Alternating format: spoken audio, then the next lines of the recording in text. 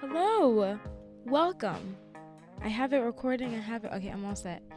I feel like Madeline RG. And the lengths I had to go through to get this set up in the car is nuts. I'm making no excuses for myself this year. This year? There's like 2 months left of the year.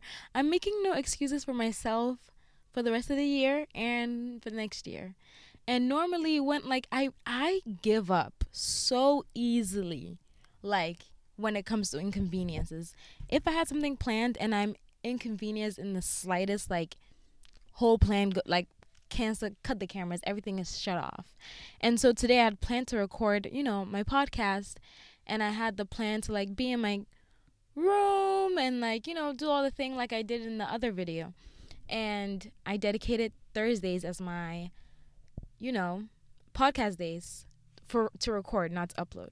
And yesterday my mom was like, could you please take your sister to her hair appointment tomorrow after school? And I was like, okay, I'll try and get the podcast done before. I didn't. And I was going to leave the house and be like, well, I got to take my sister to school, so I guess I can't record the podcast. And then I was like, no excuses for myself for the last month or 2 months of the month. I'm like in a vibe. I'm like, no excuses. I brought my makeup with me. I brought my camera, my laptop. Like, I literally just did my makeup 30 minutes in the car, and then I'm hitting record. I'm like, this podcast is getting done no matter what. Praise Jesus. No more excuses. I'm so happy. And I guess I can tell you what I'm welcoming. Oh, also, hi, welcome. I just started rambling. I'm sorry. Let me tell you what I'm welcoming. And I'm probably going to start sweating because it's so hot, but I need the windows up because I'm in a random parking lot. My sister is getting her hair done, and I'm just in a random parking lot. Like, actually, I'm not in a random parking lot. This parking lot, it is random, but I used to go to church here like 5 years ago.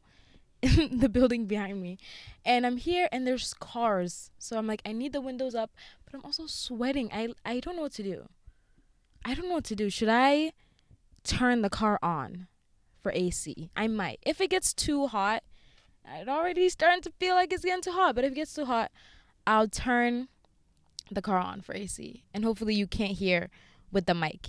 But hi, welcome to the kingdom. I'm not on coffee or anything. I'm just buzzing because like I just feel like I just did something good. You know what I mean? I didn't give up, and I just like I was like, I'm just happy that I'm getting this podcast done because I did used to give up a lot like last week.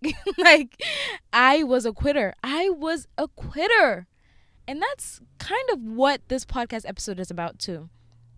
So, hear me out. Let me do a formal introduction. Welcome to the kingdom. Hi, it's so lovely to see you. Welcome or welcome back. If you are new here, hi, my name is Karen. Used to go by Kinkora. I kind of still do. Honestly, I love it. Keep calling me that. And welcome to the kingdom. I am happy you're here. In the beginning of every episode, I talk about what I'm welcoming and what I'm exiling. So today, what I'm welcoming, it's kind of deep, but I'm welcoming trust with myself. I feel like I lost trust in myself. I was not a woman of my word for the last year and a half. And so once you keep like failing yourself like over and over again, you start to just not trust anything you do or say. And so I lost trust in myself, and I'm rebuilding it again, which is why I'm so giddy about, doing the podcast in the car, because I would have just been like, well, I had planned to do it in my room, and now I have to run this errand and I have to wait for my sister while she does her hair, and so I can't record, and I'll do it tomorrow. And there's something very like deceivingly harmful about, or deceivingly harmless. I don't know which one it is, but it looks like it's harmless, but it's not. That's what I mean. There's something very deceivingly harmless about pushing things up to the next day. I'll do it tomorrow. Because then you keep failing yourself. And yeah, sure, you'll do it tomorrow, but there's just like that slight like pang, like you didn't do it when you wanted to. And things come up and stuff like that, but I'm really trying to build trust with myself again, and like learn to trust myself and keep my word, and then build trust with you guys, because yeah, if I don't even trust myself, how can you trust me? So yeah, I'm building trust with myself. That's what I'm welcoming, trust with myself, and I see it. I am also welcoming. Oh no, I'm gonna do one thing. I'm exiling duck eggs. I know that's so random. I bought a carton of duck eggs last week. I ate them all. They were very delicious, but it just wasn't giving what I thought it was gonna give. I thought it would be like chicken eggs, but like, you know, I never boiled them. Oh, now I have to get another carton. Now I have to get another carton to see how it is boiled. Because I never boiled them. And how can you really test an egg unless it's boiled? That's my problem. I mean, no, that's my question. It's not a problem. How can you test an egg if it's boiled? Oh, I'm sweating. I'm going to turn the car on because you cannot even see me like this. Like, I'm just not going to let you guys see me in this light. So yeah, how can you test an egg unless it's boiled? You don't know. But I was gonna exile them, but now I'm like rethinking my decision because I bought them and like I've heard a lot about them. When I went upstate New York, our host was like, duck eggs are really good and yummy and fresh and nice. And so I bought some the other day, and they were not like, I didn't really like them. But I might try one more carton just to see how it is boiled, because I never boiled them, and like I kind of want to know now. But it was an interesting choice. I also feel bad eating them. For some reason I feel bad eating duck eggs than like normal chicken eggs. I don't know, it just feels wrong. I don't know, it feels wrong. Like a little duck, like that's like a little duck. No, it's fine. Today's podcast episode is kind of something that dawned on me recently, and I just was like, why did I never peep this? Why did I never clock this? This could have, if I had this mentality throughout the past year, then some things wouldn't have gotten to me the way that they did. And maybe hindsight is 2020, like who knows? But I was talking to a friend on the phone, and I was talking about how I'm just doubting, I'm doubting things. And should we get honest? Let's get honest. I'm scared. I'm gonna scared. Okay. Should we get honest? I don't know. I'm gonna get honest. I have been really like scared. Obviously, this is not even a secret. I'm terrified of marriage. Like, I don't know if you couldn't tell by now, but I am. I am scared for my life. And like, I just like, that is the scariest thing to me, you guys. It's like, it goes deeper than just like commitment. It goes deeper than being afraid of commitment, because I'm not afraid of commitment. Like, I'm not afraid to be with Lucas for the rest of my life. I want to be with him for the rest of my life. I want to hang out with him every single day. Like, I just I just want to be around him all the time. I want to be I just like, I love him, right? But there's something about just like getting married. Okay, I don't know, sorry, there's like cars nearby and I'm scared. Okay, there's just something about getting married and like the word itself, the whole wedding, that like everything about it terrifies me. I feel so unqualified. I feel like an imposter. I feel like, what am I doing? I feel like no one is saying that. Like, everyone that knows us, they just love it. They're happy for it. They're like, green light, green light. I'm not seeing like anything that's stopping me, like, other than my own fear. And I'm not like, yeah, no one is saying like, don't get married right now. No one is saying, no one around me is just saying like, don't do it, blah blah, like, because everybody knows and sees how we are, how he is, how I am. Like, just like, the relationship is so special, and holy and just divine, right? And I know this because of how I feel in it, but I also know this because of all the times I prayed and asked God for confirmation and was so confident. Like, I was so confident until I got engaged. And then I'm trying to run at every chance that I get. I'm like, you know? So I called my friend and I was like, I don't know why I am terrified every time I think about it. I am so scared. And it's not him. It's not, it was mostly the wedding itself, honestly. And I think, now that I think about it, it's the wedding also. But I just was expressing a lot of doubt and like, yeah, just doubt. And he looked at me and he was like, that is the oldest trick in the book. And I was like, what do you mean? What do you mean? What do you mean?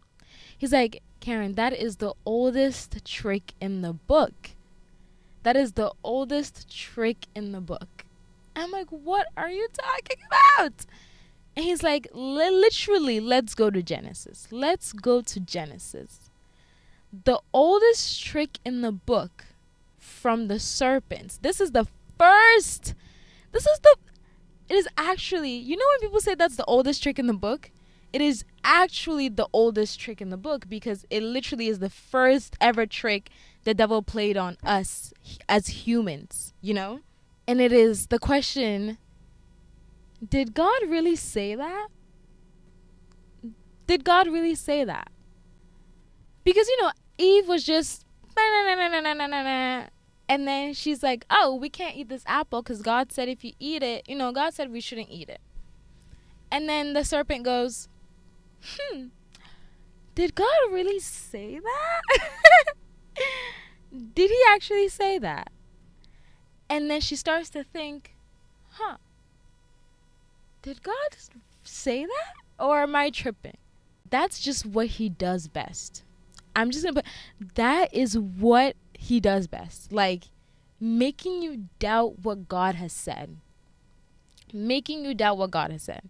There's a lot of, like, times where I'm just doubtful about myself, about my future, about where I'm going in life, just like everything. I'm just doubting.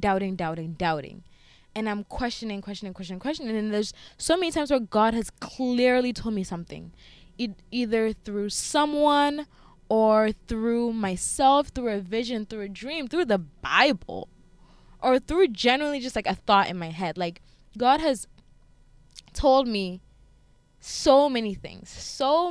I have like in my notes app just prophecy, right? And I write them down.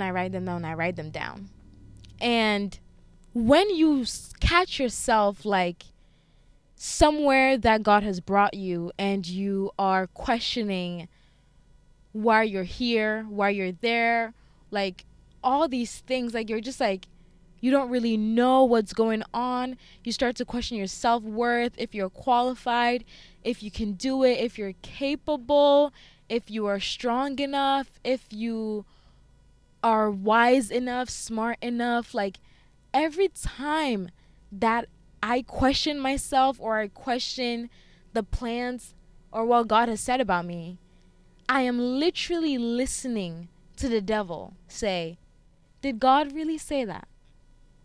Did God really say that? And I don't know why, like, looking back on it, I'm just laughing. Like, I'm just laughing. Because that is literally what caused man to sin.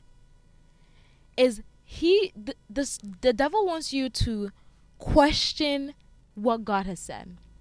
That is like, if he can get you to question what God has said, then he can get you to disobey or to turn away or to think of your own wisdom, your own vision, your own ideas. He makes you think that those are better If he can get you to question what God has said, then he gets you to question who God is. He gets you to question God's ability, God's strength, God's power, God's omnipotency and omnisciency.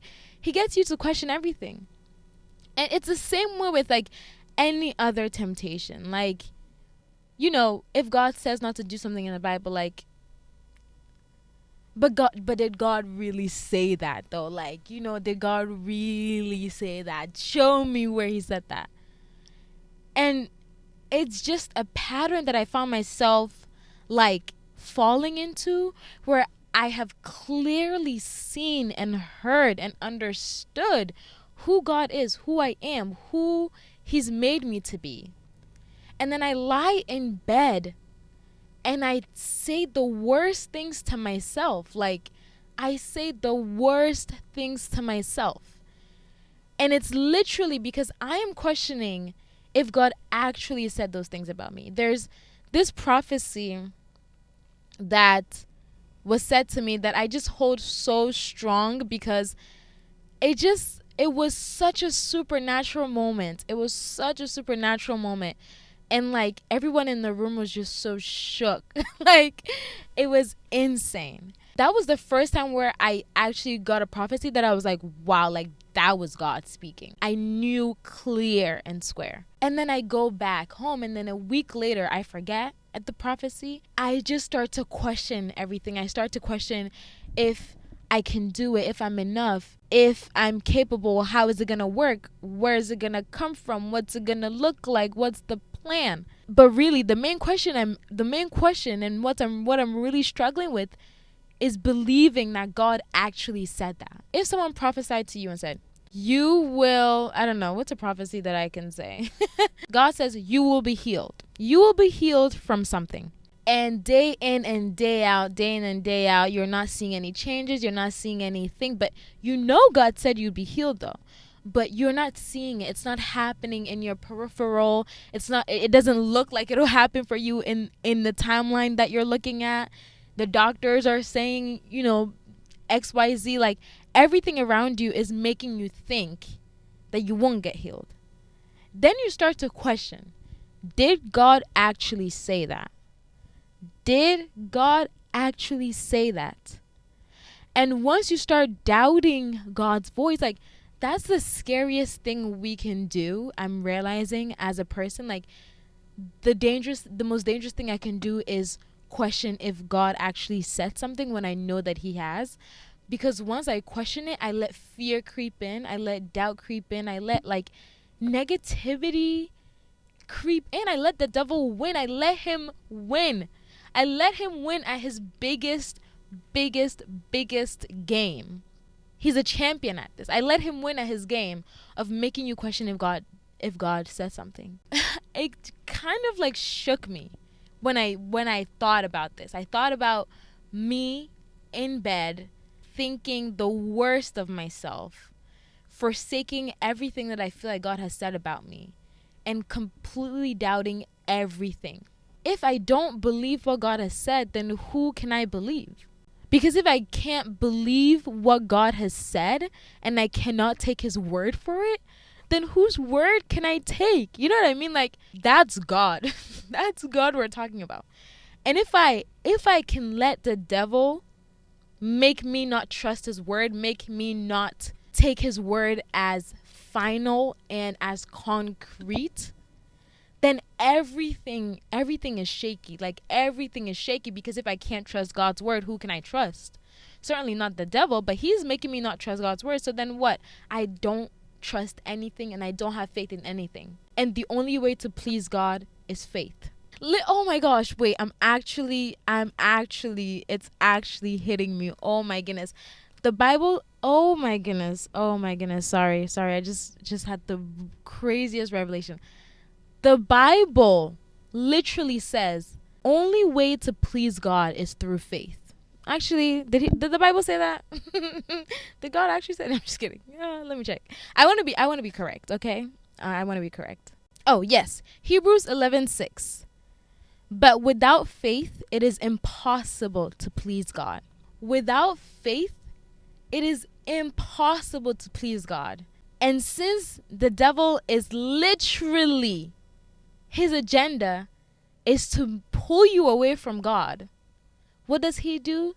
He gets you to doubt. Doubt is the opposite of faith. Darkness is the opposite of light. Doubt is the opposite of faith. And so if it is impossible to please God without faith, what does the devil want you to do? He wants you to not have faith. Because when you don't have faith, you're not pleasing God. And he wants you to be unpleasant to God so that he can reel you over to his side. He wants you to be unpleasant to God. Duh. Like, what else would his agenda be? So then his number one tactic is to make you question. Eve, did God actually say you couldn't eat that? That's so silly. Eat it. You're going to become wise like him. Just eat it.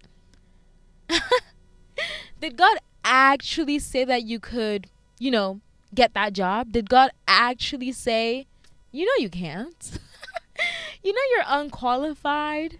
Did God actually say you could speak on that stage? Like, you have stage fright. Also, who are you? Also, you stutter. Sorry. You know what I mean? Like, oh my goodness.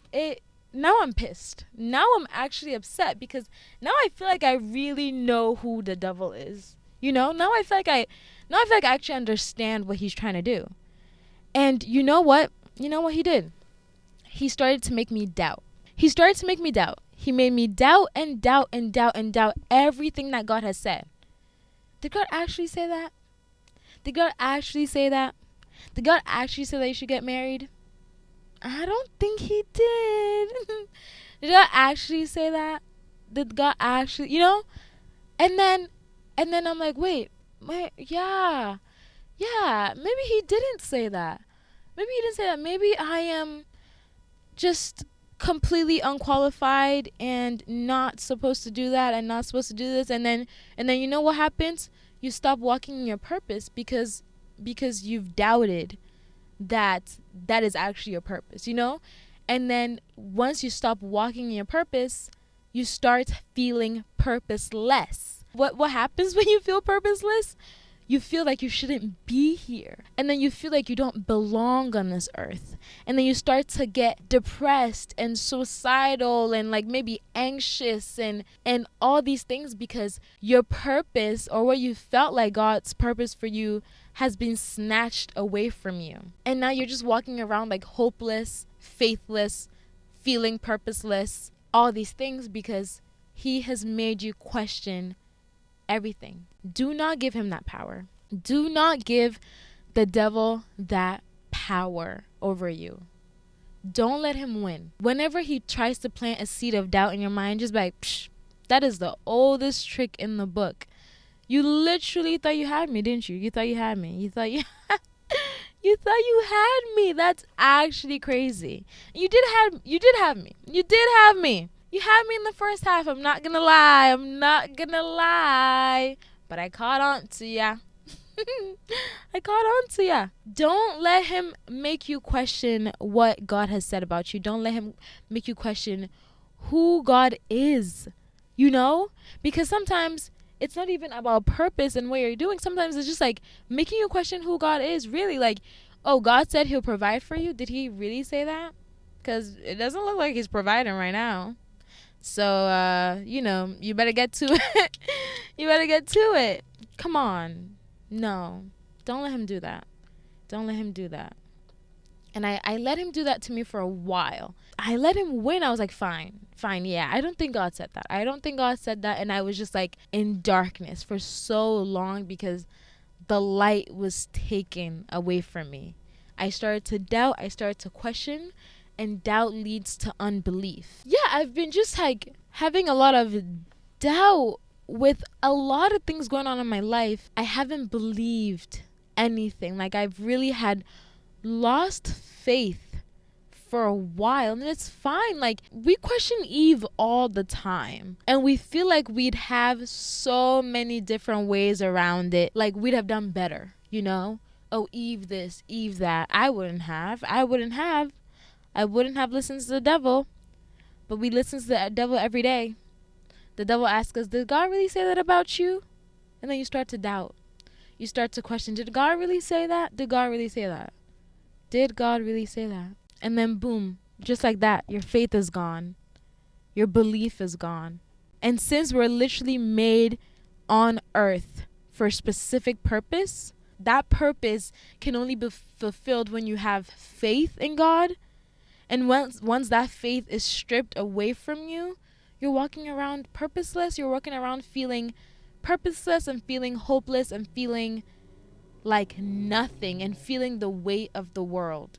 I just want you to be aware. I want you to be aware of this tactic because I wasn't aware of it, and I fell into his lies and his deception and his question, his like ultimate question of all. Did God really say that? And I fell into it. I fell into it, and I want you to be aware of it. That whenever you start doubting what God has said about you, you start doubting what his plans for you, his purpose for you, you start questioning, just remind yourself, oh no, no. That is the oldest trick in the book. That is the number one tactic. That is the first trick he pulled on us as humans. And so don't let him do it again. And it's okay if you found yourself in a pattern of self-doubt and kind of negativity and just a cycle, because it's really easy to he's enticing, he makes up good lies. He actually makes himself believable to you. He's good at what he does. He literally caused man to sin. He is good at what he does. But you know who's better? I almost said who's gooder? God. And the fact that God's spirit lives in you, you have victory over that. It's okay if you let yourself believe his lies for a while, but this is the day you're saying no more. I am not believing that lie. You're not doing it to me again. It ends now. It ends now. Shut it. Zip it.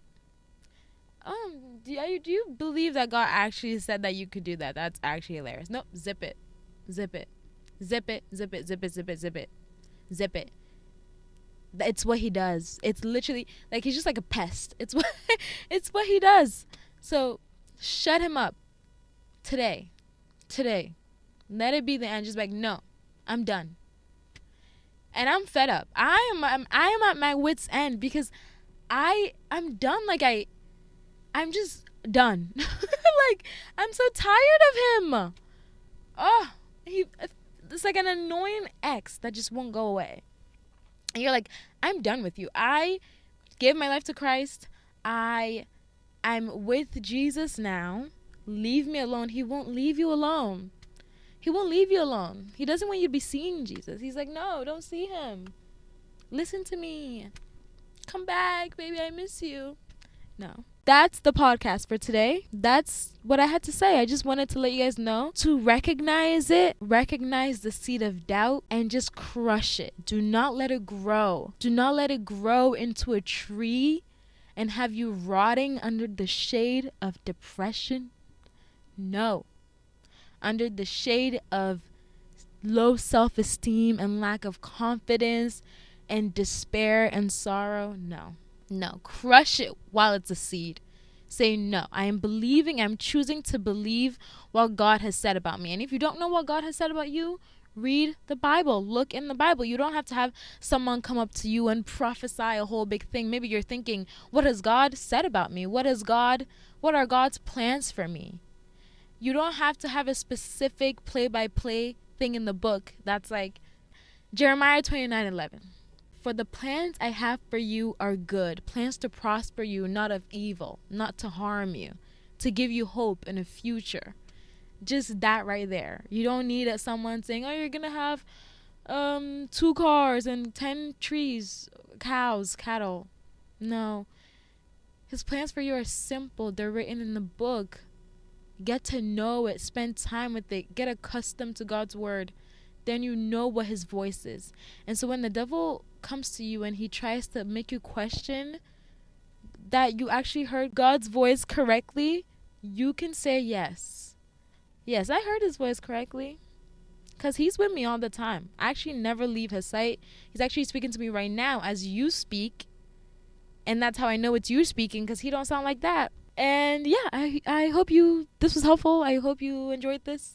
I feel lighter and better knowing this, and just having in the back of my head, it's okay if you slip a little bit and you have a little moment of like doubt. And because sometimes doubt can be a good thing, because it can lead to questions, especially even when it comes to going back to the topic of me getting married. Like, doubt leads to questions, to deeper conversations, to me and Lucas sitting down and talking deeply about what we want, where are we going, and so sometimes it can be fruitful. But always make sure that the answer you get at the end of your doubt is in line with God. Do not go down the route of being doubtful and then end up saying, oh, okay, yeah, actually, yeah, I don't think God said that. No. Find your way back. Find your way back to what he said. Find your way back to who he is and who you are in him. Don't go the opposite direction. Find your way back. And yeah, I think that's it. I'm going to end this here. I love you. I do. I'll talk to you in my next episode. And leave me a review, a comment, a like, a share. All of the good stuff. I love you. Seriously, please don't listen to what the devil is saying. And don't let him make you question what God has said, okay? Okay. You are beautiful, smart, capable, wise, amazing. And God loves you.